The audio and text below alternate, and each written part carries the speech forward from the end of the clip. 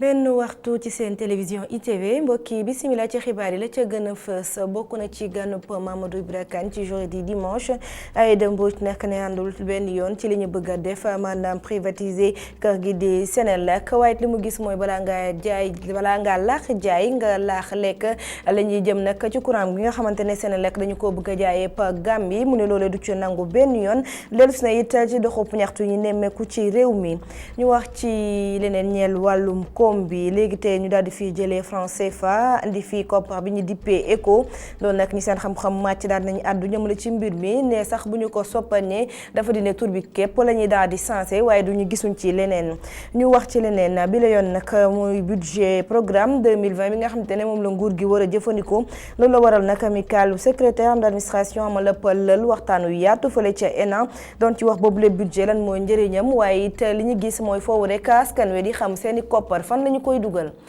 loolooy ponk yu mbokk yi bu ngeen taaxirloo ñu daal di koy faram-fàccee.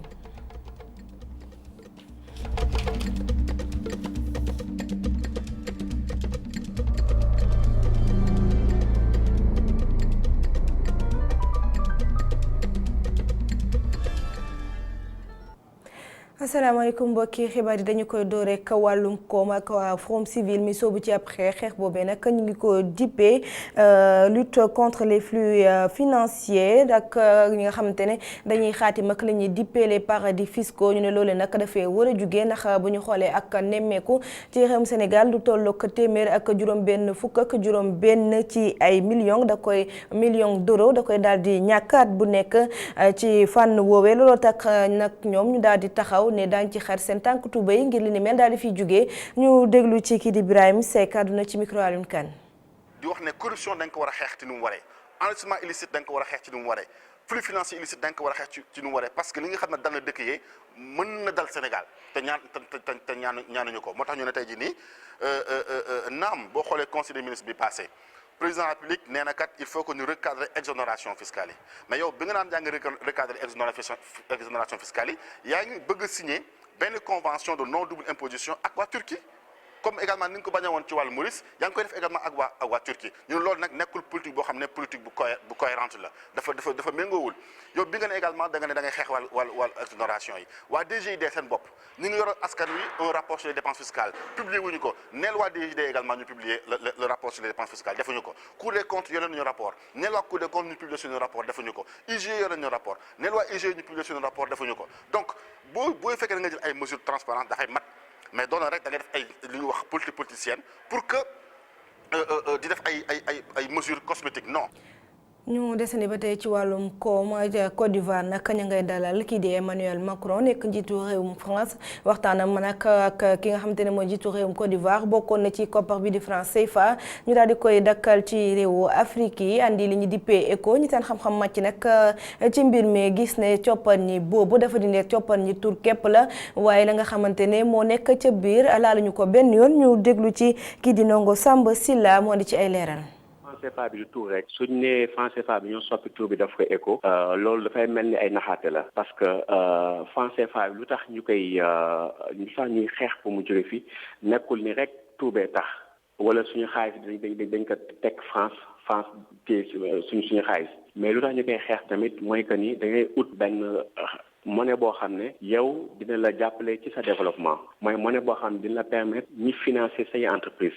monnaie boo xam ne dina la permettre bés boo bëggee jaay bitim réew di nga ko mën a jaay mais franc CFA permettre loolu te da ngay gis ni dafa am ay dëkk yu bëri ñoo xam ni ngi utiliser ces franc CFA alors que ñoom ñëpp wow ñu mën a bokk monnaie parce que économistes yi ñi si gëstu xam nañ que ni li ñu wooyee franc CFA du lu ñu wooyee zone monétaire optimale c'est-à-dire ñoom ñëpp daal wow ñu mën a bokk monnaie ñoom ñëpp ñu bokk monnaie arrangé leen ku ne la nga woon am peut-être sa monnaie bopp léegi nag soo xoolee aspect yooyu noonu réforme bi kii wax Macron ak Ouattara daka laalul ñoom li ñu xool rek mooy point yoo xam ne lañ ci critiqué mooy français yi nga xam ne ñu ngi ci banque centrale bi dafa toogal France suñu xaalis bi nga xam ne mi ngi France foofu benn partie yooyu rek lañ lañuy xool mais loolu moo gën a essentiel ci critique bu franc CFA. ñu desane ba tey ci wàllum koppar gi bi la yoon nag àddu jëmale ci budget programme bi nga xamante ne moom la nguur gi war a jëfandikoo ci atum 2020 ngir amal ci ab liggéeyam boobu ba tey nag ñu ngi ci àddu woon tax nag ñi nga xamante ne ñoo amicale des secrétaires d'administration du Sénégal amaloon na pëlal lal wu yaatu doon waxtaanee ci lan mooy budget bi waaye lan mooy njëriñam li ñu gis nag mooy foofu rek askan wi xam seeni koppar fan la ñu koy dugal loolu lépp nekkoon ay ponk yoo xamante ne doon nañ ko waxtaanee ci ay bés yi ñu génn Omar Kane. budget bu Sénégal dina jóge ci budget de moyens jëm ci budget programme ak doxalin koo xam ni day fulal bu baax résultat yi. bu njëkk ni ñuy séddalee xaalis bi mooy dañuy woo service X na ko ñaata nga soxla mun a temps ñu jox ko kee ñu ne ko ñaata nga soxla mun a temps jox ko léegi nag loolu moo sens coppite bi loolu la. dañ naan loo bëgg a def nga ne man dama bëgg ñi nga xam ne dañuy faatu ci njur mi par exemple mu dañ programme la politique publique ñaata nga soxla ci xaalis pour fay personnel bi ñu ngeen ñaar temps la ñaata nga soxla ci biens et services ñu ne temps la ñaata nga soxla ci transfert ñaata nga soxla ci investissement loolu mooy budget programme loolu la wundu mooy koppar bu ne fa muy dugg ñu xam la mu jariñ ministre bi la ko fa teg mooy mu atteindre résultat yi. réforme boobu nag laaj na ñu yokk personnel bi waaye itam def ay jéego jëm ci leeral alalu askan wi. UEMOA classement yi ñu def nañ ne Sénégal dafa nekk ci pays yi nga xamante ne ni seen wàllu transparence dañoo am problème naam ay jéego am na mais am nañu ay jafe-jafe ci wàllu transparence am na koppar yu bëri fa muy dugg askan wi xamu ko. moo tax boo jëlee code de transparence bi moom lañ njëkk a voté suñu xarit Abdou Karim Sok mi ngi koy fàttali sànq ne c'est le code maire teg transparence fii ak boobu amicale bi ëmb secrétaire d'administration yu Sénégal yi di wéy di amal ay ndaje ngir yee askan wi.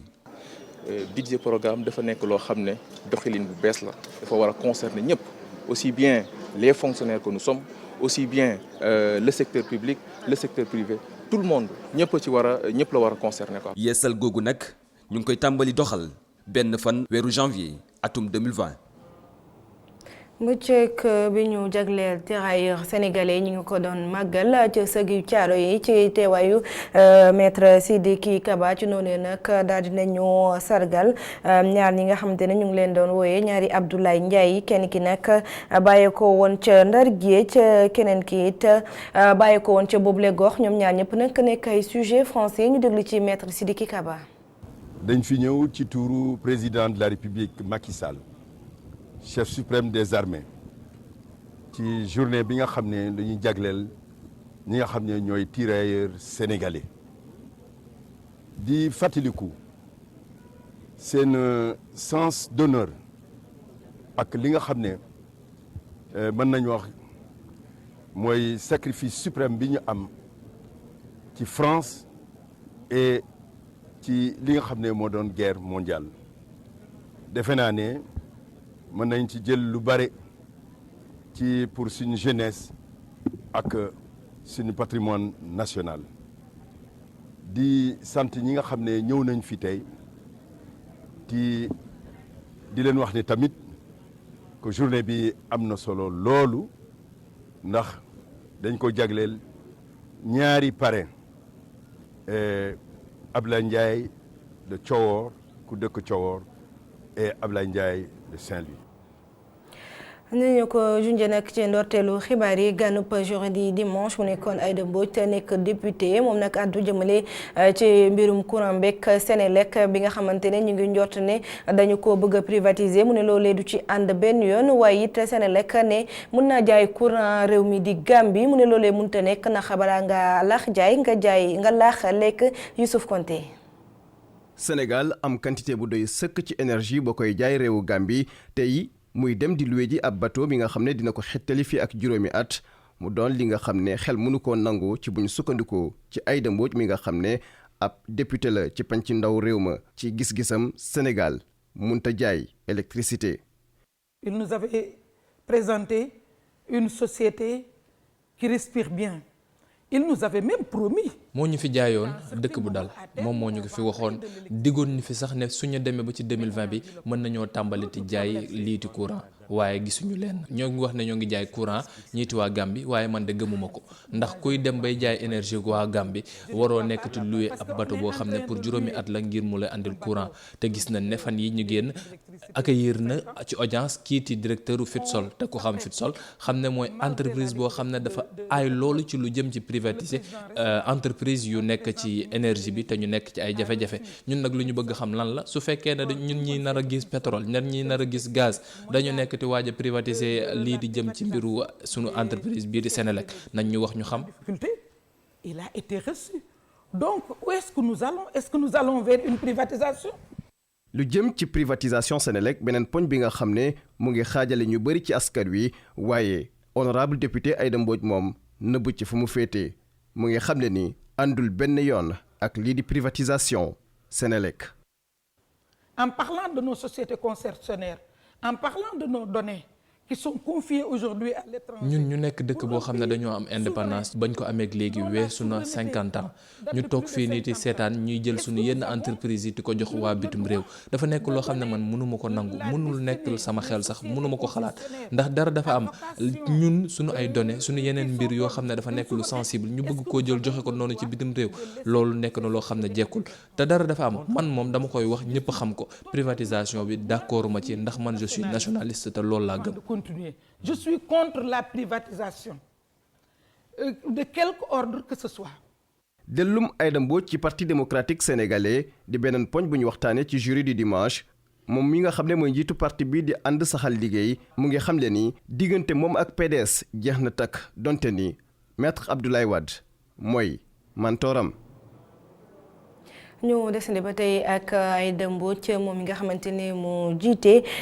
parti bi ñu dippee ànd saxal liggéey daal dinay xuus nag ci doxub ñaxtu yu ñu nemmeeku ci réew mi li mu gis nag mooy waruñ ci ay benn waaye nit ñi teg loxo mu ne jaaduwul ñu taataan ay kàddoom ci micro Mamadou Ibra Kane. C'est une dérive parce que c'est le président qui nous avait. dafa doon lu ñaaw dong rek la ndax président moo ñu waxoon ne courant gi dañ koy wàññi moom nag mu bàyyi ba ñu nekk ñoo xam ne kenn xalaatu ko woon kenn jaayu ci woon xel kenn xalaatul woon ne mbirum yokk sax dina ko fi mës a wax ñu ñëw muy yokk courant gi loolu dafa nekk loo xam ne lu ñaaw la ndax moom moo ñu fi jaay mix énergétique wax ñu leneen ak leneen ñun waxuñu sax mbirum yokk bi ndax sénégalais mujj nañoo tàmm yokk waaye lenn lañ doon wax xalaatuñu ko préparé wuñu ko woon ñu des tuuti laataa ñuy dugg ci 2020 muy wax waxum yokkum courant te nit ku ci génn ci mbedd mi ti manifester ñu xoxatal la gis nañu journaliste yi ñu leen def nekk ti génn ci mbedd mi ti wax sa dëgg wala ngay nekk ti wane li la metti ñu lay jàppati loo xoxatal nekk na loo xam ne ñaaw na dëgg-dëgg. nourri alors que on pouvait véritablement s'en passer. mi ngook ñu daal di wax ci leneen liggéeyu taskatu xibaar yi rawatina ñi nga xamante ne ñoo nekk ci rédaction yeeg la ñu ciy dund loole nag nekk lu ñor ki nga xamante ne moo njiit lu bees lii di Ibrahima Baldé moom nag moo jiite convention des jeunes reporters mu ne xeex bi nga xamante ne moo jëm ci wàllum code de la presse bu bees bi ngir ñu daal di koy jëmmal loolee dina ci taxaw bu baax mi ngi Maram Ndiaye moo taataam ay kàddoom. xam nañ ni ci liggéey ci rédaction bi xaaj bi yëpp jeune journaliste ñoo ngi koy def te gis nañ ni tamit dégg nañ ñun tamit ñu ngi koy dund ci conditions yi nga xamante ne journalistes yi ñu ngi koy def ñu ngi koy dund foofee ca rédaction yi donc jot nañu am benn taxaw seetlu ak SYNPICS xëy na alerter autorités yi pour urgence adopter li nga xamante ne moo di application décret d'application yi ak arrêté d'application li xew dem moom maanaam dañ koy ñaawlu ba fu ñaawlu nga xamante ne ñoo di force de l'ordre yi war nañ mën a am benn taxawaay bu rafet ànd ak ndoo journaliste pour ñu mën a def seen liggéey na mu anam ya mu ware donc dañuy ñaax rek ki nga xamante ne moo di Aly Ngouille Ndiaye mu am benn taxawaay bu mi nga xamante ne xëy na sax waxoon nañ ko ci élection yi defoon nañ ko mais ci manifestation yi nga xamante ne ñëpp xam nañ ni Sénégal réewum nit ñi dañuy manifester donc tout le temps ñu mën a force de l'ordre yi mën a protéger ñii di journalistes yi. ñu wax ci wàllum njàng mekk njàngale mi ak kuréel bi ñu duppee coordination démographique des enseignants et formateurs ñoom nag ñoo doon amal ëpp lël googee nag di xayma seen liggéey fu mu toll waaye it wax ci wàllum njàng mekk njàngale mekk jafe-jafe yi nga xamante ne mi ngi koy janoon la ñu bëgg nag ñoom ñooy yaatal seen i bànqaas ci Sénégal yépp ñu déglu ci Abdoul Aziz Sall moom nag mooy secrétaire général bi. li ñu dajale tey fii moo di yeesal suñuy bànqaas maanaam bureau bi nga xam ne moo fi nekk ndaxte lu ñu war a def la ñetti at yu nekk moo waral tey ñu woo leen fii ndaxte loolu la ñu bëgg a yeesal waaye si geneen wàll mbooleem suñuy bànqaas bëgg nañ koo lawal si biir Sénégal gi yëpp muy doon ay bànqaas yoo xamante ni bi it ñooy tax mu gën a yaatal syndicat bi nga xam ne moom la ñu yor mu yëngu si wàllum njàng ak njàngale ngir mu yaatu si biir réew mi yëpp. tey nag thème bi nga xam ne moom la ñuy waxtaane moo di taxawaayu dëgg-dëgg bi ñi nga xam ne ñoo di syndicaliste yi nan la war a demee ñun dañoo war a nekk ñoo xamante ni bii ñooy taxawu jàngalekat yi di leen jàppale si bépp jafe-jafe boo xam ne moom la ñu nekk moo waral boobu la thème ñu tànn ko. Une assistance. Cheikh Sall moo ñu doon tekki lay kàddoom ñu wutali ci commune bu Bambilor ak maire ba moom nag doon dalloo ab ambulance bu bees waaye ti koppar jox na yi tey fourniture ndongo yi nga xamante ne ñooy yeewoo ca boobu lépp gox loolu nag jubluwaay gi mooy gën a jàppale commune bi nga xamante ne fa la jiite Alioune Ngagne Diop àdduna ci micro bu dal ngaaj 56 millions muy ambulance bi muy fourniture yi muy subvention ASC yi mais loolu lépp nag ci fonds propre bu commune bu Bambilor yàlla def na dafa am travaux yu ñu entamé woon ci 2019 muy le foyer des jeunes de Mbey et le foyer des jeunes de Wayembam ak le foyer des jeunes de Déni Biram Ndaw Sud ak le foyer des jeunes de Gorom 1 ak le foyer des jeunes de Déni Biram Ndaw Nord ak l'eau de Diacksao yooyu bëgg nañu 3 premiers mois yu 2020 ñu mën ko finaliser mooy réfectionner le foyer des jeunes de Bambilor construire le foyer des jeunes de Mbëtt construire le marché de Médina Bambilor àggali un marché de 150 millions ak mur de clôture bu école Gorom 3 finaliser le mur de clôture des cimetières de Diacksao et de Déni Guedj Sud voilà en gros li nga xam ne mooy li nu naal ci 2020 bi. foofee nag ca commune bu Bambilor la xibaar digg bëccëg gi di daal di jeexee ñaanal leen kenn lupp jàmm te di ko sàkku ci yéen jërë ngeen jëf.